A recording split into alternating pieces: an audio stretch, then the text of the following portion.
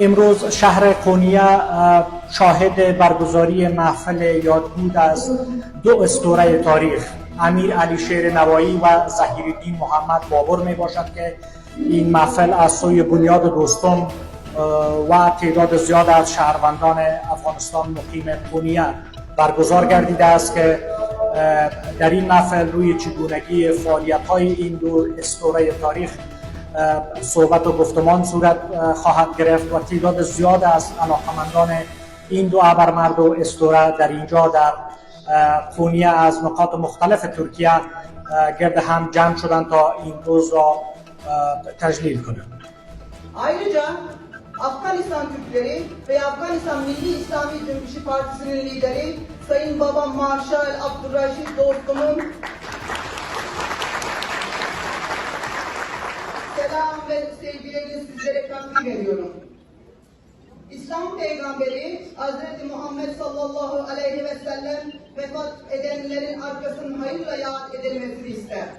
Bundan son derece emin olunuz.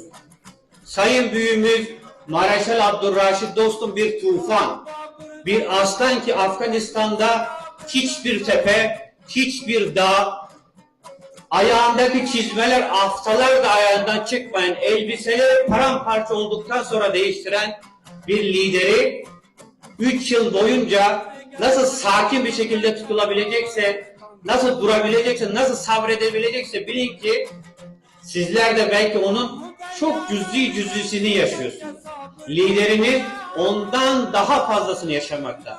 Emin olunuz ki şu andaki buradaki sıkıntılar için bizler de Ankara'da olarak mücadelemizi, telaşımızı yapmaktayız ve gelecekte ve gerekli noktalarda daha iyi, daha hızlı ulaşması için de mücadele etmeye ve buradan söz veriyoruz ki mücadelemizin daha şiddetli bir şekilde devam ettireceğiz. ما چون که میدانیم امروز ما در شهر قونیه و افتخار بنیاد دوستم این محفل از بابر ظهیرالدین بابرشاه و امیرعلی شیر نوایی را روز تولدشان را تجلیل گرفتیم و اینجا شما خودتان در سال اول شاهد بودین که تقریبا 300 نفر گنجانیده میشد.